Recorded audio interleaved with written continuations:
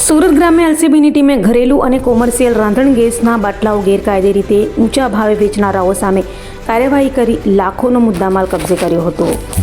સુરત ગ્રામ્ય એલસીબીની ટીમ પીઆરબી ભટોળ અને parole follow squad MR સકોરિયા દ્વારા સુરત જિલ્લામાં રાંધણ ગેસના બાટલાઓ ગેરકાયદેસર રીતે કાળાબજાર કરનારાઓ સામે કાર્યવાહી કરવા આપેલી સૂચનાને લઈ એલસીબીના પીએસઆઈ એન ચૌહાણની ટીમ પેટ્રોલિંગમાં હતી. ત્યારે હેડ કોન્સ્ટેબલ વિક્રમભાઈ અને હસુરભાઈ તથા રાજેશભાઈને મળેલી બાતમીના આધારે કામરેજ તાલુકાના પરબ ગામે ઓમ ઇન્ડસ્ટ્રીયલમાં ઘરેલું તથા કોમર્શિયલ રાંધણ ગેસના બાટલાઓ ગેરકાયદે રીતે ઊંચા ભાવે વેચાણ કરી અલગ અલગ વાહનોમાં સગેવગે કરતા 8 આરોપીઓ ગોરખ, ઉત્તમ, જગતાપ, દેવાલાલ, રામેશ્વરલાલ કલાલ, પવનકુમાર, લાદુલાલ મેવાડા, સંપતરાજ, વિજયરાજ મેવાડા, નિર્મલકુમાર મેવાડા, અનમોલરાવ, વિષ્ણુરાવ અને સંતોષ કલાલને ઝડપી પાડ્યા હતા. પોલીસે આરોપીઓ પાસેથી રાંધણ ગેસના બોટલો, આઈસર ટેમ્પો, છોટા હાથી ટેમ્પો, બાઇક, મોપેડ 34,18,000થી વધુની મત્તા કબજે કરી હતી. જ્યારે ભાગી છૂટેલા કનૈયાલાલ કલાલને વોન્ટેડ જાહેર કરાયો હતો.